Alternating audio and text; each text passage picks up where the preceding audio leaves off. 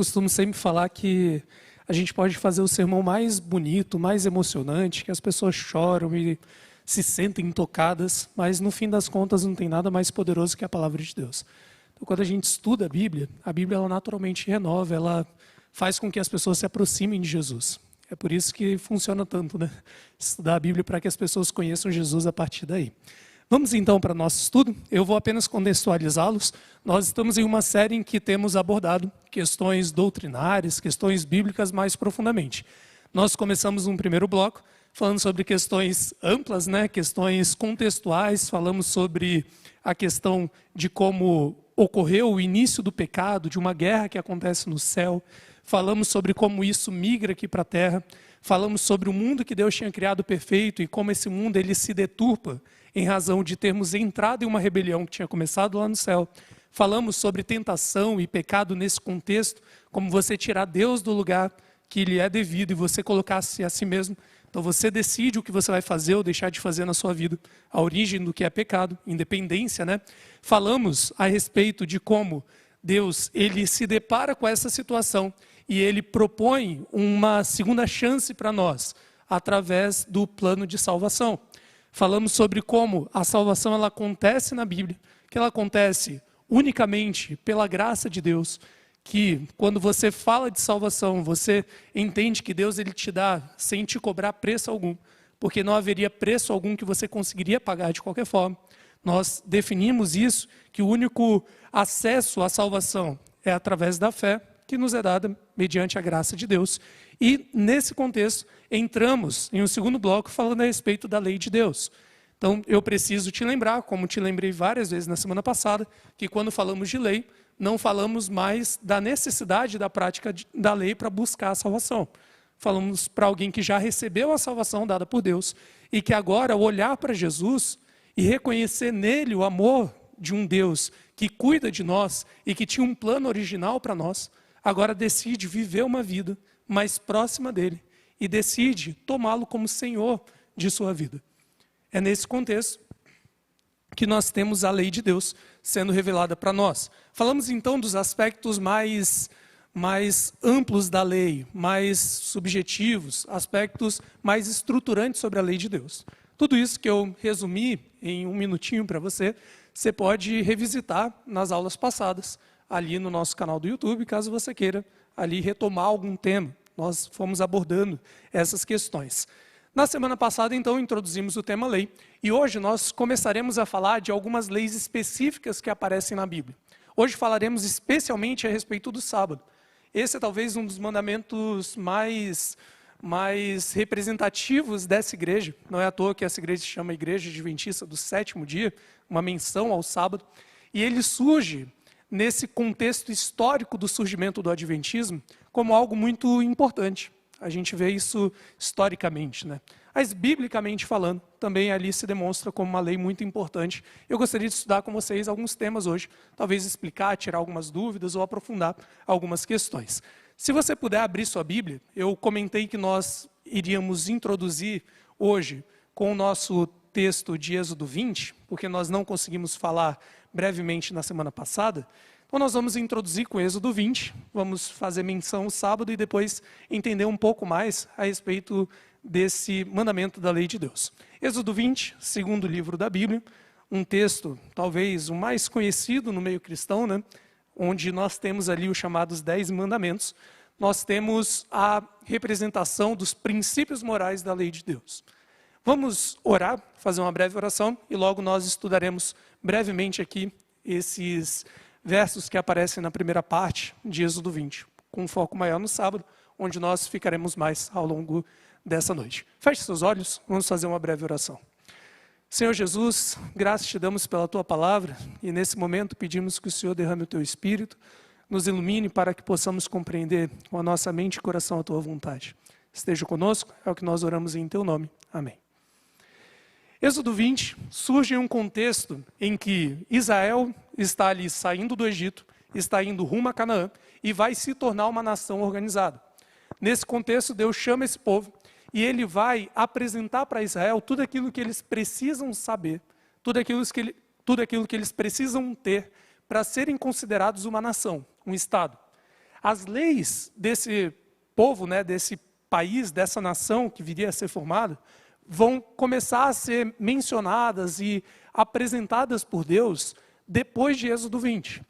Só que antes disso, Deus ele estabelece alguns princípios morais universais que vão servir de base não apenas para a legislação de Israel, mas para toda a vida humana. São princípios de muito fácil assimilação, que aparecem, inclusive, na maior parte das constituições humanas, né? Seja ali, mesmo na nossa Constituição brasileira, princípios muito importantes que vão ser mencionados também aqui em Êxodo 20. Nós temos, então, do verso 1 até o verso 17, a exposição desses mandamentos, que no original, né, mais seriam como as 10 palavrinhas de Deus, ou as 10 palavras, né, não no diminutivo, as 10 palavras, ou as 10 orientações de Deus, os 10 princípios que Deus apresenta para a gente. Nós temos aqui, nesses 10, uma divisão clara de 2 blocos. Uma divisão que o próprio Jesus, como o maior intérprete, né, da lei de Deus, ele faz lá no Novo Testamento.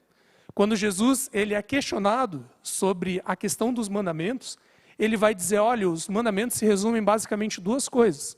Amar a Deus sobre todas as coisas e amar ao teu próximo como a ti mesmo. Quando a gente olha para os 10 mandamentos, nós percebemos essa divisão muito clara. Os primeiros 4 mandamentos fazendo menção ao nosso relacionamento com Deus, e os últimos 6 fazendo menção ao nosso relacionamento com o próximo. Tudo isso pautado em amor. Isso fica muito claro. Se você ama a Deus, você age dessa forma. Se você ama o seu próximo, você age dessa forma. A partir desses princípios morais. Nós temos, então, nessa listagem, alguns pontos aparecendo. Eu gostaria de fazer uma breve explicação sobre cada um, mas a gente vai se ater muito mais quanto ao 4º mandamento, a questão do sábado. Se você olhar a partir do verso 1, nós temos Deus, então, proferindo essas palavras, todas essas palavras, ao povo que estava ali reunido. O primeiro mandamento aparece no verso 3. Não terás outros deuses diante de mim. Você não vai colocar nada diante de Deus. Deus viria em primeiro lugar. Ele vai continuar no verso 4 dizendo, não farás para ti imagem de escultura, nem semelhança alguma do que há em cima dos céus, nem embaixo na terra, nem nas águas debaixo da terra. Não as adorarás, nem lhes darás culto, porque eu sou o Senhor teu Deus, Deus zeloso, que visita a iniquidade dos pais nos filhos até a 3ª e 4ª geração daqueles que me aborrecem. E faço misericórdia até 1000 gerações daqueles que me amam e guardam os meus mandamentos. O primeiro mandamento, então, Deus ele vai falar, você não vai colocar ninguém à minha frente. Não terá nenhum outro Deus que vai aparecer antes de mim. O segundo mandamento, embora ele fale também de idolatria, ele é um tanto diferente. Não é agora de você pegar um Deus e colocar à frente dele. É você fazer imagens de culto. Israel ele tinha uma orientação muito clara por Deus, dada por Deus, de que eles não deveriam tentar representá-lo de forma alguma. Não deveriam representar a divindade ou aspectos do divino em objetos humanos. É por uma questão bem interessante, né, que Deus ele vai repetindo isso para Israel, dizendo como se, olha, você não consegue me conter, ou então se você me representasse em algo, as pessoas precisariam vir até essa coisa para me encontrar. E eu sou o Deus vivo que não consegue sequer ser ali mantido em um templo, quem dirá em um objeto. Nesse contexto, Deus ele dá essa orientação, que eles não deveriam fazer nenhuma imagem, não deveriam fazer nenhum ídolo. Então perceba a diferença entre esses 2 mandamentos. Então, num rápido exercício, se a gente pensar, por exemplo, no pecado que Israel comete quando faz o bezerro de ouro, você se lembra disso? Moisés sobe até o Sinai para receber, inclusive, os mandamentos de Deus. Enquanto isso, Israel está lá embaixo. E eles fazem um bezerro de ouro para cultuar. Perceba, contudo, quando você lê a história, que esse bezerro ele seria uma representação, uma imagem do Deus vivo. Eles não estão adorando outros deuses aqui. Não estão quebrando o primeiro mandamento. Eles estão adorando ao Deus vivo, só que eles fazem uma imagem desse Deus. Estariam quebrando o segundo mandamento. Entende? Uma representação de Deus. A ideia seria essa. E a justificativa é a mais interessante, né? Deus ele fala, olha, você não vai fazer porque eu sou o Deus zeloso. Que é uma palavrinha, basicamente descreve a ideia de Deus ciumento. Vocês são como se fossem ali minha esposa, essa linguagem que vai aparecer várias vezes. E eu não quero dividir com ninguém, mais ou menos essa é a ideia.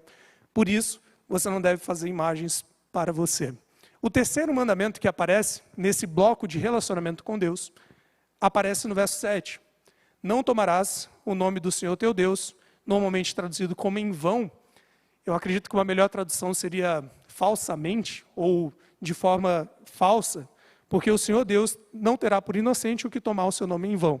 Esse é talvez um dos mandamentos mais incompreendidos, porque normalmente a gente associa aquela ideia, se você fala um ai meu Deus, ou algo assim, seria descumprir esse mandamento. E não é bem essa a ideia. Está mais vinculada à ideia de você não pegar a representação de Deus de forma falsa, de forma deturpada, e você utilizar isso para fins que não se justificam a partir das ordens de Deus.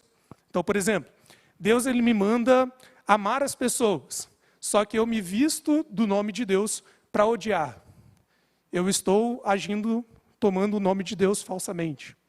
Ou então eu chego aqui na frente de vocês em uma igreja e eu faço algo para benefício próprio, para meu benefício, e me valho do nome de Deus para isso.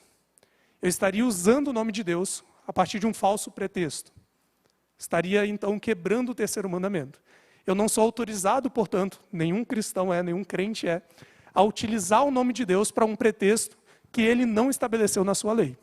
Você não deve utilizar o nome de Deus falsamente, de forma errada. Certo? Necessariamente não é a ideia de você falar ou não, ai meu Deus. Seria essa a ideia. Seria a ideia de você não utilizar o nome de Deus a partir de um pretexto próprio ou para causas próprias, para algo que você quer. Deus ele estabelece esses 3 mandamentos e no quarto e último mandamento desse primeiro bloco, ele coloca a questão do sábado. Nós vamos ficar mais hoje. Mas eu gostaria apenas de ler com vocês e depois nós falaremos um pouquinho dos próximos e aí retomaremos no sábado. O que aparece lá no verso 8 do capítulo 20 de Êxodo? Lembra-te do dia de sábado para o santificar. 6 dias trabalharás e farás toda a tua obra. Mas o 7º dia é o sábado do Senhor teu Deus. Ele continua ali desenvolvendo melhor essa ideia e logo depois nós retomaremos. No primeiro bloco, então, do relacionamento com Deus, Deus estabelece o seguinte. Primeiro, você deve me tomar em primeiro lugar. Não deve colocar nada à minha frente. Segundo, você não deve me limitar a uma imagem. Eu sou Deus, supremo criador de todas as coisas. Você não vai me limitar a algo. Terceiro, você não vai usar meu nome falsamente. A partir de pretextos escusos, pretextos próprios, você não vai se valer do fato de ser cristão, ser um pastor, ou o que for, você estará descumprindo a minha lei. E, finalmente, você vai lembrar do sábado para você descansar. Essas ideias no relacionamento com Deus. No segundo bloco, nós temos o relacionamento com o próximo. Verso 12, honra teu pai e tua mãe, para que se prolonguem os teus dias na terra, que o Senhor teu Deus te dá. Nós temos aqui uma aplicação imediata, que é um pouquinho diferente do que às vezes a gente pensa. A ideia de honrar pai e mãe está muito mais associado à noção de você manter a sociedade funcionando, a geração funcionando. Então, da mesma forma que você precisa ter filhos, você precisa cuidar dos seus pais, você precisa manter as gerações. E assim os dias de Israel iriam se prolongar na terra. Eles iriam continuar se mantendo na terra de Canaã, mantendo a sua sociedade funcional. Mais ou menos essa é a ideia. Ele vai continuar dizendo, não matarás, não adulterarás, não furtarás, não dirás falso testemunho contra o teu próximo. Normalmente, aqui é associada a ideia de mentira, mas não é bem o que aparece aqui no mandamento. A ideia é você não falar nada falso contra alguém. Porque aí a gente entraria em uma discussão ética muito grande, que eu não vou entrar agora. Mas a questão do mandamento é, você não pode falar nada falsamente contra alguém, que vá afetar negativamente alguém. Isso é proibido pelo 9º mandamento quanto a isso. E, finalmente, você não vai cobiçar nada. Você não vai se preocupar em querer as coisas de outro. Você vai se contentar com aquilo que você tem e aquilo que você é. Não ficar pensando no outro. Esses princípios, eles claramente estão relacionados ao amor pelo próximo. Quando você ama a pessoa, você não mata. Você não rouba, você não trai, você pratica tudo isso. A lei de Deus, então, ela é fundada nesse princípio do amor. A ideia de você amar a Deus e amar o seu próximo. Nesse contexto todo, nós falamos a respeito do sábado. E o sábado ele surge aqui como uma lei muito excêntrica, muito especial, porque se você pensar, você poderia utilizar em recursos ali morais ou éticos várias justificativas para pautar esses mandamentos que nós mencionamos. Então você poderia falar, por exemplo, eu nunca vou matar alguém porque eu acredito que a vida é valiosa, porque eu não quero ser preso, porque eu não quero ter problemas. Você poderia ter várias justificativas morais e éticas para cumprir esses mandamentos. Só que quando você olha para o mandamento do sábado, a única justificativa possível para este mandamento é relacionada à obediência a Deus. O princípio do descanso é um princípio necessário para a vida de qualquer ser humano. Você precisa descansar. Mas você parar durante o sábado para descansar e para cumprir essas orientações, não há nenhuma outra justificativa moral possível, além de você pensar que Deus ele te pediu para fazer isso. E as razões bíblicas disso, elas são variadas. E nós vamos estudar um pouquinho hoje. Entender como elas aparecem aqui. Se você quiser me acompanhar, vai lá para Gênesis, capítulo 2, porque nós temos aqui o primeiro registro sobre o sábado. Se você já estudou um pouco esse tema, você provavelmente já terá lido esse texto no contexto do estudo sobre o sábado. Gênesis 2 aparece, primeiro relato, portanto, sobre esse dia de adoração. Nós temos ali, a partir do verso 1 do capítulo 1 de Gênesis, toda a narrativa da criação humana, que nós já estudamos aqui. Quando nós chegamos em Gênesis 2, nós temos a seguinte informação. Assim, pois, foram acabados os céus e a terra e todo o seu exército. Tudo foi criado. E havendo Deus terminado no dia 7º a sua obra que fizera, ele descansou nesse dia de toda a sua obra que tinha feito. Primeira informação que a gente tem. Deus ele conclui tudo e quando ele termina, ele para, ele descansa. Ele para nesse momento. E em razão desse descanso de Deus, ele estabelece no verso 3 que aquele dia seria um dia abençoado e santificado. Seria tornado santo. Porque nele Deus descansa de toda a obra que como Criador fizera. Talvez a ideia de descanso seja uma ideia difícil de compreender para muitos, entender como Deus ele precisa descansar, né? Como seria possível. Só que talvez fique um pouco mais claro você entender que a ideia de descanso, muito além de você realmente recuperar energias, envolve muito mais uma noção de você estar em um determinado lugar, em você parar, em você estar ali. Essa ideia, ela é muito forte. Se você olhar depois, lá na sua casa, Isaías 66, verso 1, tem um momento que Isaías ele descreve Deus como sendo um Deus que se assenta grandemente, de forma grandiosa, no seu trono. E o templo, o templo de Israel, né, de Jerusalém, ele seria ali o local da presença de Deus.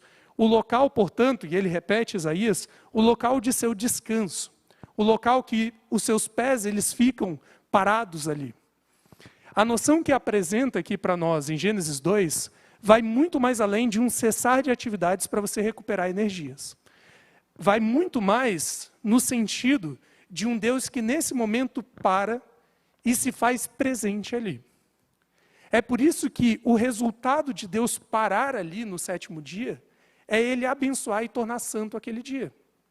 Porque pensa um pouco, se Deus viesse aqui na igreja do Brooklyn agora, e ele parasse aqui e sentasse junto com a gente, esse lugar se tornaria automaticamente abençoado e santo, porque Deus está aqui.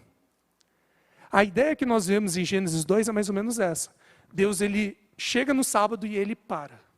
Ele fica ali, ele se faz presente. E em decorrência disso, ele abençoa e santifica aquele dia.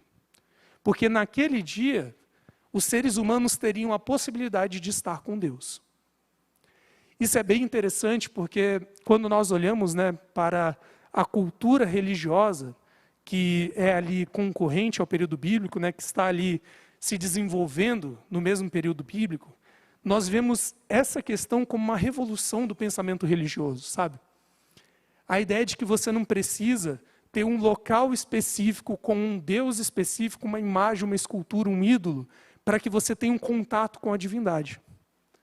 Você não precisa ir em um lugar. Você não precisa tocar alguém, tocar algo. Você simplesmente terá acesso a essa divindade semanalmente, independentemente de onde você estiver, independentemente dos recursos que você tiver, independentemente do que você estiver vestindo ou de como estiver a sua saúde.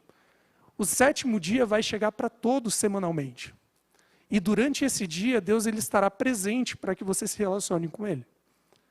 É uma revolução muito grandiosa de você pensar em Deus se fazendo presente não em um lugar específico, mas em um dia da semana, que naturalmente chega para todos e que todos poderiam acessar. Desde aqui Deus já se mostra como um Deus que se importa em receber todos, sabe? Em que você não precisa ter recursos ou fazer qualquer coisa para conseguir acessá-lo. Porque o dia naturalmente vai chegar para você. E você poderá ter esse contato com Ele. O sábado, portanto, ele se torna santo nesse dia, porque Deus ele descansa, Ele para, Ele se faz presente. E por isso esse dia é abençoado, ele é um dia especial aqui na criação. Deus ele estabelece isso antes mesmo de existir ali judaísmo ou Israel existir como nação. Nós vemos isso em Gênesis 2 ainda. Abraão vai nascer bastante tempo depois. Mas essa lei, ela fica ali difundida em toda a cultura humana. Nós temos essa noção ali impregnada na cultura humana. Tanto é que, quando nós chegamos em Êxodo 20, se você quiser voltar lá no texto comigo, nós vemos Deus falando para Israel, para que Israel se lembrasse desse dia. Não é um mandamento novo para Israel. Eles deveriam se lembrar. Algo que Deus, inclusive, já tinha feito alguns momentos antes. Se você quiser depois repassar a história de Israel no deserto, recebendo maná, você vê Deus ele tendo todo um trabalho pedagógico de ensino sobre o sábado, para que eles se lembrassem e para que eles conseguissem internalizar novamente esses ensinos. Depois leia lá na sua casa, ou aí na sua casa, Êxodo 16, para você se lembrar disso. Deus, então, já está no exercício de lembrança com Israel, e não necessariamente de ensinar um mandamento novo, aqui em Êxodo 20. É por isso que nós vemos isso lá no verso 8. Êxodo 20, verso 8. Lembra-te do dia de sábado para o santificar. Não se esqueça deste momento, porque ele vai remeter lá à criação. O momento em que Deus esteve com a humanidade após findar toda a sua obra. E assim você pode acessá-lo novamente. Isso fica muito claro quando a gente chega no verso 11, né? Porque em 6 dias fez o Senhor os céus e a terra, o mar e tudo que neles há, e ao 7º dia descansou. Por isso o Senhor abençoou o dia de sábado e o santificou. O sábado, portanto, ele se constrói aqui neste momento como sendo aquele local de encontro, não geográfico, não um local que você precisa viajar para ir, mas um dia da semana que vai chegar para todos, naturalmente, e que você consegue assim ter esse momento especial com Deus, que Ele separa para estar com a humanidade. O sábado ele se constrói dessa forma.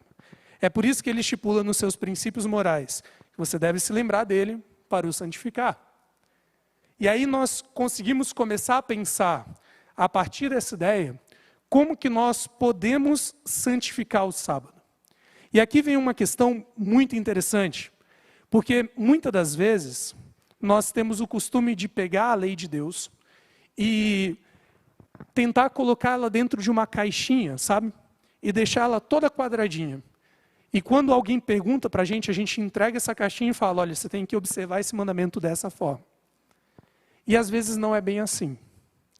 Quando a gente fala de sábado, por exemplo, é interessante a gente ver que na Bíblia nós temos poucas orientações a respeito da guarda do sábado. Nós temos muitas informações falando que você tem que guardar o sábado. Nós vamos ver algumas delas, inclusive. Só que nós temos poucas orientações sobre como o sábado deve ser guardado. Normalmente em aspectos muito mais amplos do que específicos e concretos. Por isso é importante a gente considerar esses princípios quando a gente for guardar e obedecer o mandamento.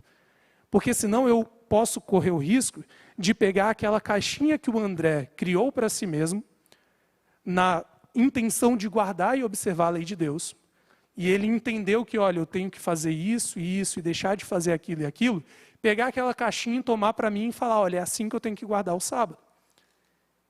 E algumas coisas dessas pode estar na lei e eu tenho a obrigação de guardar. Mas muitas coisas dessas pode ser a forma como eu adaptei o mandamento à minha vida. E tem coisas que Deus ele permite que você assim o faça. Isso é bem interessante. Deus, muitas das vezes, ele deixa muitas questões na Bíblia abertas para que você consiga preenchê-las com a sua individualidade. Com a sua individualidade. Tem muitas coisas que são muito claras. Nós vamos ver essas coisas claras. E é indiscutível, você tem que obedecer esses pontos. Só que tem muita coisa que você vai adaptar de acordo com a sua realidade. E você vai colocá-los em cumprimento. Nós vamos ver, então, alguns pontos que aparecem aqui na Bíblia. O primeiro deles já aparece em Êxodo 20. Como guardar o sábado, então? Aparece ali no verso 9. O que diz para a gente? Êxodo 20, verso 9. 6 dias trabalharás e farás toda a tua obra. Mas o 7º dia é o sábado do Senhor teu Deus. Não farás nenhum trabalho. Primeiro ponto. Você vai se preocupar em fazer tudo aquilo que você precisa fazer de correria para a sua vida durante 6 dias. Você tem do primeiro dia, do domingo, até sexta-feira para fazer tudo isso. Quando chegar no sábado, você não vai fazer as coisas que você precisava fazer ao longo da semana. Você vai descansar. Primeiro ponto importante. Você não vai fazer tua obra no sábado. E aí entra nessas questões que eu falei. Você vai ter que construir a sua caixinha. Porque pode ser que para uma criança que não trabalha, que estuda, por exemplo, a obra dela seja algo. Que para você que trabalha e tem seus afazeres fora de casa, seja outra coisa. Para você que trabalha e tem seus afazeres dentro de casa, seja outra coisa. Mas você precisa ver o que é a sua obra, o que é o trabalho que você tem durante a semana. E aí no sábado é para você cessar suas atividades. Outra informação que já aparece aqui. Além de você não fazer seu trabalho, nem tu, nem o teu filho, nem a tua filha, nem o teu servo, nem a tua serva, nem o teu animal, nem o forasteiro das tuas portas para dentro. Qual que é a ideia? Você não trabalha e você não coloca ninguém para trabalhar para você. A ideia é basicamente essa. Porque você também não pode privar a pessoa de ter o sábado para ela. É por isso que, às vezes, é muito complicado quando a gente ouve algumas racionalizações que são muito problemáticas. Então, às vezes, a gente ouve assim, no sábado eu não quero cozinhar, então eu vou até um restaurante para poder comer. Isso é um problema. Por quê? Pensa um pouco comigo. Eu estou descumprindo o mandamento de que eu não devo trabalhar? Não. Mas eu estou descumprindo o mandamento de colocar outra pessoa para trabalhar para mim. Sabe? Então, é no parâmetro que eu falei. Você não pode pegar a caixinha de outra pessoa e tentar tomar como verdade absoluta, porque senão depois você tem uma crise religiosa e existencial com ela. Mas você precisa considerar, quando você vai formar a sua observância do mandamento, a partir já das estipulações que Deus coloca. Primeira delas que a gente leu. Você não deve fazer sua obra. Segunda, não deve colocar ninguém para fazer sua obra também. Tudo bem? Não transfere também a responsabilidade, porque igualmente não seria algo para você fazer. Pensando ainda nesse contexto, falando ainda a respeito de como guardar o sábado, nós temos algumas outras orientações na Bíblia. Se você quiser me acompanhar, lá em Ezequiel 20, verso 20, nós temos outra orientação a respeito do nossa guarda do sábado. Ezequiel, um profeta que está mais ou menos lá na metade da sua Bíblia, ele nos dá uma informação bem interessante sobre esse dia. Ezequiel capítulo 20, verso 20, sobre ainda a guarda do sábado. O que ele vai dizer para a gente? Ezequiel 20, verso 20. Deus falando com Israel especificamente vai dizer o seguinte: santificai os meus sábados, pois eles servirão de sinal entre mim e vós, para que saibais que eu sou o Senhor, vosso Deus. Outro ponto a respeito da guarda do sábado. O sábado, ele serve como um instrumento de identidade. A partir do momento que você decide cumprir esses mandamentos, você acaba olhando para a humanidade e falando, olha, eu não vivo conforme a minha vontade, mas eu faço aquilo que Deus ele estabelece. Eu faço aquilo que Deus ele quer para mim. É evidente que esse texto está falando diretamente para Israel, só que na prática cristã, ele se converte de forma muito clara também. Não é à toa que quando você olha para alguém que age de uma forma diferente, você olha e pergunta, mas por que você faz isso? E a pessoa diz, é porque Deus ele me manda fazer. Isso representa um aspecto de identidade para você. É nesse contexto, inclusive, que a gente vê a próxima orientação, que aparece lá em Isaías. E talvez a última que a gente consegue ver, a respeito de questões práticas sobre a guarda do sábado. A primeira que nós vimos, você não deve trabalhar, fazer a sua obra. Algo que você deve analisar a partir dos seus critérios de vida, né? Segundo ponto, você não deve colocar ninguém para fazer a sua obra. Terceiro ponto, o sábado ele serve para você como se fosse um sinal, mostrar que você é dependente de Deus. Isso, como resultado, aparece a orientação de Isaías, capítulo 58. Se você quiser ler comigo. Em Isaías, capítulo 58, a partir do verso 13, nós temos mais uma orientação. E essa ela é bem abstrata e que você precisa internalizar ela de uma forma muito sábia. O que vai dizer aqui para a gente? Isaías 58, verso 13.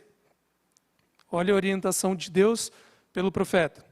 Se desviares o pé de profanar o sábado, o que seria profanar o sábado? De cuidar dos teus próprios interesses no meu santo dia. Em Êxodo 20 já estava assim, né? Se você desviar o seu pé de não fazer o que você quer, a sua obra, porque o sábado não é para isso, é para você descansar. Ele vai continuar. Se chamares, primeiro, ao sábado deleitoso, o sábado não é para ser um dia cansativo. O primeiro princípio do sábado é o descanso.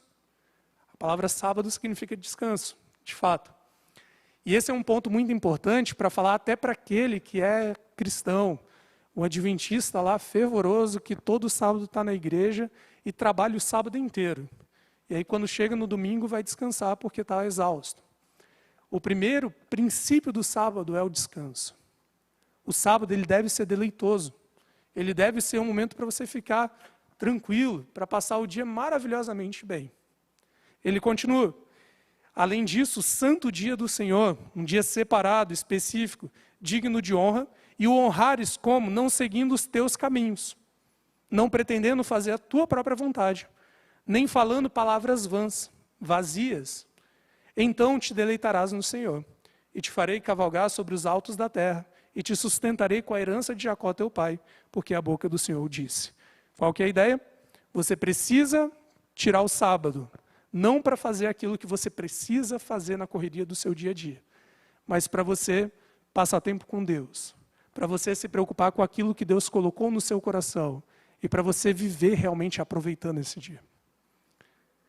O sábado ele é construído na Bíblia como um presente para a humanidade.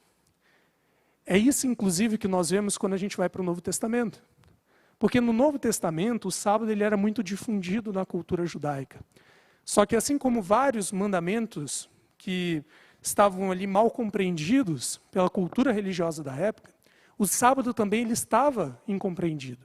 Haviam transformado esse mandamento que era deleitoso como algo penoso, algo que machucava, algo que dava trabalho, que cansava. E nesse contexto, Jesus ele surge e ele traz algumas orientações para nós. A primeira delas, apenas mencionando, lá em Marcos capítulo 2, Jesus ele vai dizer, um texto muito conhecido, que o sábado ele é feito para o homem, e não o homem para o sábado. A lei de Deus ela não foi feita para o homem servir, mas para estar cuidando do homem, para protegê-lo. Você não deve, então, pensar na lei de Deus, nós falamos isso na semana passada, como algo pesado. Lembra como Tiago tratava a lei de Deus? Como a lei da liberdade. Algo para você aproveitar, para viver bem. A ideia da lei é essa, o sábado ele surge nesse contexto. É a partir daí, então, que Jesus ele explica algumas coisas para nós. Algumas coisas que já eram praticadas, inclusive, no Antigo Testamento. Se você quiser acompanhar comigo, lá em Mateus 12, nós temos algumas orientações bem interessantes. Mateus capítulo 12. Além de já termos a orientação, como fazer no sábado, você não deve trabalhar, não fazer a tua obra, não colocar outra pessoa para fazer a tua obra. Usar o sábado não para coisas suas, mas para aproveitar ele, para passar tempo com Deus, para ter um dia deleitoso, para não ficar se preocupando com coisas do seu dia a dia, nem com coisas que não importam, para passar tempo com Deus, consigo mesmo. Além de tudo isso, Deus ele vai explicar algumas coisas para nós quando encarnado, lá em Mateus 12. O que nós temos de orientações aqui? Lá em Mateus 12, nós temos a seguinte informação a partir do verso 1. Por aquele tempo, em um sábado, Jesus está passando pelas plantações. E então os seus discípulos, estando com fome, eles entram, começam a pegar as espigas e comer. Então, nesse momento, os religiosos olham para eles e dizem: eis que os teus discípulos fazem o que não é lícito fazer no dia de sábado. E Jesus, então, dá aqui algumas orientações. A primeira delas, que aparece no contexto, é a seguinte: o sábado ele não deve ser uma carga em que você impõe limites e, a partir daí, você tem que viver nesses limites constantemente. Você precisa analisar as situações. Então, você está com fome, está passando perto de algo para você pegar e comer, você pega e come. Basicamente, é a ideia que Jesus está dizendo. Mas aqui ele propõe também para nós, algo que é muito útil para a nossa sociedade, uma explicação muito importante. O que ele vai dizer? O sábado ele foi criado em um contexto de perfeição, em que todos nós conseguiríamos viver conforme a vontade de Deus. E assim viveríamos uma sociedade ótima, maravilhosa. Só que com o surgimento do pecado, Deus ele precisou estabelecer algumas exceções para a culpa quanto ao sábado. Basicamente ele dizendo o seguinte: na nossa sociedade deturpada, algumas exceções precisaram ser colocadas por Deus para que a gente conseguisse viver aqui na Terra. É isso que ele vai explicar para nós aqui. O que ele vai colocar? Primeiro, ele vai explicar a exceção dos religiosos. A partir do verso 4 e 5, ele vai dizer: ou vocês não leram na lei que aos sábados os sacerdotes no templo violam o sábado, então eles descumprem o mandamento. Por quê? Eles não estão descansando. Então a mesma coisa, o pastor, ele trabalha no sábado. Ele está violando o mandamento, porque ele não está descansando. Mas eles ficam sem culpa. Não há culpa do descumprimento, porque o pastor ele precisa sacrificar o seu sábado para conseguir atender a igreja. A ideia é essa. Isso mesmo acontece quando ele vai falar a respeito dos enfermos. Isso aparece no verso 9 em diante. Jesus ele traz ali, dentro de uma sinagoga, um homem que tinha ali um problema de saúde, e quando ele cura essa pessoa no sábado, ele vai trazer essa mesma reflexão. No verso 14, por exemplo, no verso 11 e 12, quando ele vai falar: é lícito nos sábados fazer o bem, curar, por exemplo. Jesus ele vai estabelecer que na nossa sociedade, algumas pessoas precisam sacrificar o seu sábado para que a gente ainda consiga funcionar. A gente não poderia, por exemplo, fechar os hospitais, porque aí uma pessoa sofre um acidente, ela não teria como ser cuidada, e aí essa pessoa morreria. Como o sábado ele não serve para você servir a ele, mas sim como um benefício para a humanidade, aquela pessoa ela se sacrifica em prol da sociedade. E mesmo que ela esteja transgredindo o mandamento, que é a lógica, ela não tem culpa sobre isso. Deus, então, ele estabelece algumas exceções. E aqui vai um detalhe muito importante. Nós vemos, então, que há algumas exceções para o cumprimento dessa lei. Só que o ponto que tem que ficar claro é: essas exceções elas precisam ser expressas pelo legislador que deu essa lei. Então, o próprio Deus é o único que tem a liberdade de dizer: olha, você vai poder descumprir, você ainda vai estar descumprindo, mas você não vai ser culpado perante isso, porque na nossa sociedade deturpada, você precisa continuar. Senão não existe, não funciona. Por isso nós temos algumas exceções quanto ao cumprimento desse mandamento na Bíblia. Duas delas que aparecem aqui em Mateus 12, falando a respeito diretamente do serviço religioso, do serviço de saúde, e uma outra que aparece no Antigo Testamento falando a respeito do serviço de segurança. São as exceções.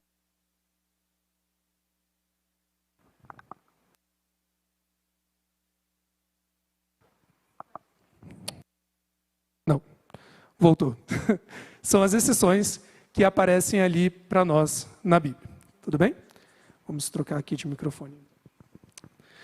Bom, quando nós olhamos então para o mandamento de Deus, a respeito de tudo isso que nós conseguimos observar, nós vemos em resumo que o sábado, como toda a lei de Deus, nos é dado como um presente. Algo para você viver bem e para a sua vida funcionar melhor. Um dia na semana você precisa parar e esquecer tudo aquilo que te dá todo o peso e cansaço durante a semana inteira. Um dia para você se reconectar com Deus. Um dia em que Deus se faz presente desde a criação e que você pode acessá-lo para estar com Ele. A ideia do sábado ela surge dessa forma. E diante disso, você precisa considerar essas orientações que a Bíblia ela vai trazendo. Eu sei que para muitos de vocês essa ideia ela pode ser muito simples, né? Talvez para aqueles que são adventistas ou que já estudaram sobre o sábado isso fica muito claro. Mas muitas das vezes quando a gente não tem conhecimento ainda a respeito disso, ficam muitas dúvidas sobre esse mandamento, principalmente porque ele não é algo comum no mundo religioso. Se você parar para pensar, você nunca vai ver uma religião dizendo para você que você pode matar ou roubar. Todas elas vão te orientar a não fazer algo assim. Só que a ideia do sábado, ela não vai ser tão difundida assim. Isso é estranho porque quando nós olhamos para a Bíblia, constantemente esse mandamento vai aparecendo. Nós vimos no Antigo Testamento ele sendo repetido continuamente, e quando nós olhamos para o Novo, nós vemos a mesma coisa. Jesus, por exemplo, indo aos sábados numa sinagoga, se você quiser ler um textinho comigo, lá em Lucas, você consegue ver que essa prática de ir até as sinagogas, né, até a igreja no sábado, era uma prática comum de Jesus. Um costume corriqueiro ali, lá em Lucas 4, por exemplo, no verso 16, nós vemos essa informação exatamente. Indo para Nazaré, onde fora criado, entrou, falando de Jesus, né, num sábado, na sinagoga, segundo o seu costume. E ele vai se levantar para ler e participar do culto. Jesus ele tinha um costume de guardar o sábado, de observar essa lei. Isso não acaba quando Jesus ele morre, por exemplo. Se você passar várias páginas da sua Bíblia lá para o livro de Atos, nós vemos que os apóstolos, eles continuam cumprindo o mesmo mandamento, mesmo depois que Jesus ele morre e volta para o céu. Lá em Atos capítulo 16, por exemplo, a gente vê exatamente essa informação. Dizendo, olha, Atos 16, no verso 13, por exemplo, vai dizer para nós que no sábado, eles saíram da cidade para ir junto a um rio, onde parecia que havia um local de oração. E então, assentados, eles vão falar para as mulheres que ali estavam presentes. Se não é o bastante, se você olhar um pouquinho mais adiante, no capítulo 17, você vê que Paulo ele tinha essa mesma prática. Olha o verso 2, do capítulo 17 de Atos. Diz que Paulo, segundo o seu costume, assim como Jesus, ele vai procurá-los e por 3 sábados ele vai estudar com eles, discutir com eles sobre as Escrituras. O sábado sendo uma bênção de Deus, um presente de Deus para nós, ele vai surgir na Bíblia como algo que vai continuar e que deve sempre estar presente para nós. Uma bênção que Deus ele te entrega e que você tem a opção de seguir ou não e colher ou não os benefícios desse mandamento. Não como uma carga, mas como um presente de Deus para você. Perceba, inclusive, como nós já vimos, que as orientações, embora apareçam na Bíblia, elas são bem gerais. E que a partir daí você deve analisar a sua vida e colocá-las em prática. Mas ainda assim o mandamento, ele diretamente deve ser observado. E biblicamente falando, ele sempre o foi. Seja no Antigo ou no Novo Testamento, seja pelos profetas, por Jesus ou pelos apóstolos. O sábado ele se mantém como um presente de Deus para a humanidade, desde o início até o fim. E é interessante a gente observar, inclusive, que essa ideia, ela não é só nossa. Você não vai ouvi-la apenas aqui na Igreja Adventista.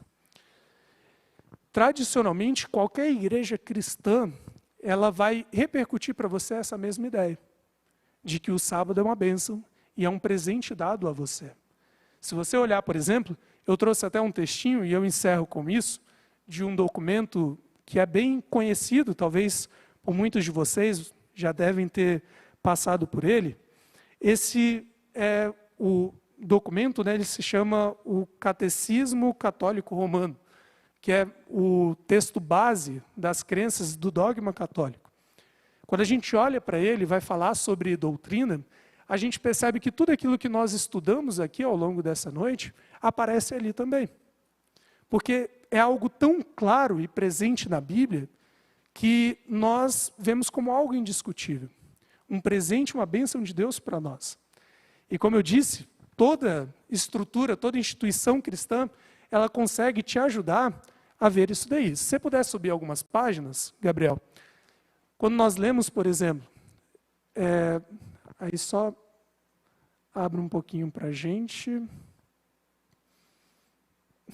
Isso. Vamos ver e terminar. Eu acho que agora saiu da página. Passa aí um pouquinho. Isso. Olha lá o que diz, por exemplo, se a gente falar de catolicismo, um dogma católico, nós vemos esses mesmos ensinos, né, dizendo, olha, volta um pouquinho, Gabriel, por favor. Olha o que vai dizer. Lembra-te do dia de sábado para os santificares, Êxodo 20, que nós vimos. O sábado ele foi feito para o homem, e não o homem para o sábado. O filho do homem é o Senhor do sábado. Seguindo, quando nós vamos lendo, o terceiro mandamento do decálogo, no caso o quarto, né, é uma questão que a gente não entra agora, refere-se à santificação do sábado, o sétimo dia da semana.